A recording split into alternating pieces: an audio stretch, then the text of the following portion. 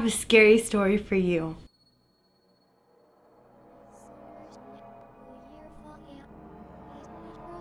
I should start off by telling you that my house is haunted, and since I was a baby and we moved in, creepy things have always been happening in this house. And the story I'm going to tell you guys today is a story about me being a little girl interacting with the thing that lives in this house. So I was 2 going on 3 and I was taking a nap inside the house, and my mom took advantage of this. And as my mom is outside raking the leaves, the phone rings and it's my grandmother, and she is furious. So she tells my mom, "Why are you letting Via dial the phone and letting her hang up?" Because all she's doing is she's mumbling and then she hangs up, and this has been happening multiple times. And my mom is like, well, first of all, she's taking a nap. I've been outside raking the leaves and I'm not the one who has been doing it. I was 2 going on 3, and there's no way that I could have dialed that number, and it wasn't my mom that was doing it.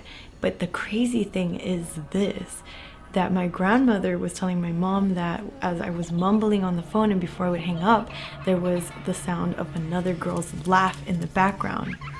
So who was it? Later on, my parents do tell me that as I was growing up, I had an imaginary friend, and this imaginary friend had a name. They don't remember the name, and I don't remember the name because I was very small. But I would be playing hide and seek and be playing games with this imaginary friend.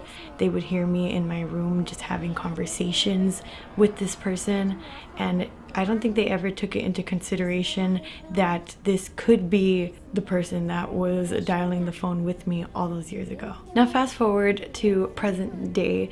I've been trying to move out of my room for the longest time. I've been sharing a room with my sisters, and I am just older now and I would like a room to myself. I used to have my own room, but because my house is haunted, I would see a bunch of things in my room and I would always go crying to my parents. So my parents thought it was just a good idea for me to move in with my sisters. Like I said, recently I wanted to move out, and I was in that room trying to get it all together. I was planning things of how I would want my room's layout to be, and I tried, I believe, maybe 3 nights by myself in that room. And I remember that the first night I had turned off all the lights and there was just like 1 night light on, and as I was trying to go to sleep, I promise you, and I'm even getting chills thinking about it right now, I'm laying down in my bed, I'm getting ready to fall asleep, and because there's like this small light that's like plugged in on the wall, I can just see something just going around my bed, and it's just like walking around, and I think nothing of it. I try to like flip myself over to be facing this way so I'm not looking at like where the light is coming from, because I'm thinking if it's dark and I can't see, then there's nothing there. I promise you that I just felt like some kind of presence in that room, and that kind of motivated me to get out of there. I ended up spending the night with my parents. The next morning I was telling my mom about this, and I was telling my mom that I was upset because I didn't think I was ever going to be able to live in my own room. I just blamed it on the little girl. We always had jokes about it, that this little girl lived in the house and that she was just the ruler of that room. That was her room. She was just mad because I was trying to take over that room. So that next morning I was talking to my mom, and I was telling my mom my frustrations, how I didn't think I would ever get my own room because this little girl was just living in there, and we made jokes about how that little girl was just mad because that was her room. She had been living there for the longest. And I remember just telling my mom in frustration, I wish that she went back to where she came from. And we're standing in the hallway, and in our hallway our attic is directly on top.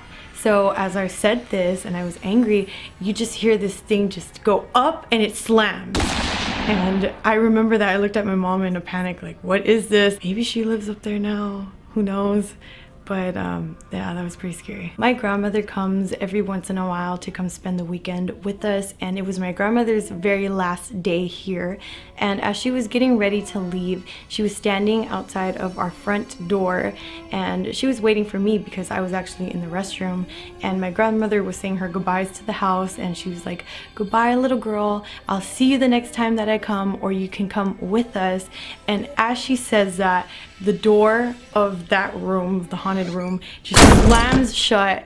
My grandmother freaks out. She runs out to go tell my dad. I'm in the restroom panicking because the restroom is right next door to this haunted room, and I heard this door shut, and I just remember I felt my heart drop because I knew exactly what this was, because this was the same kind of scenario repeated again with the whole attic thing. I made sure that I finished my business real quick and I ran right out of that house. This is going to be a wrap for this story. This is just one of the many little stories I'm going to be telling in this mini series about the little girl. If you guys liked this video, go ahead and give it a thumbs up. If this made you really scared and you feel like you want to pee your pants now, go ahead and let me know in the comment box below. Do not forget to subscribe and hit the little bell so you can get notifications for when my next video drops. But I will see you guys very soon. Stay spooky. See you in the next.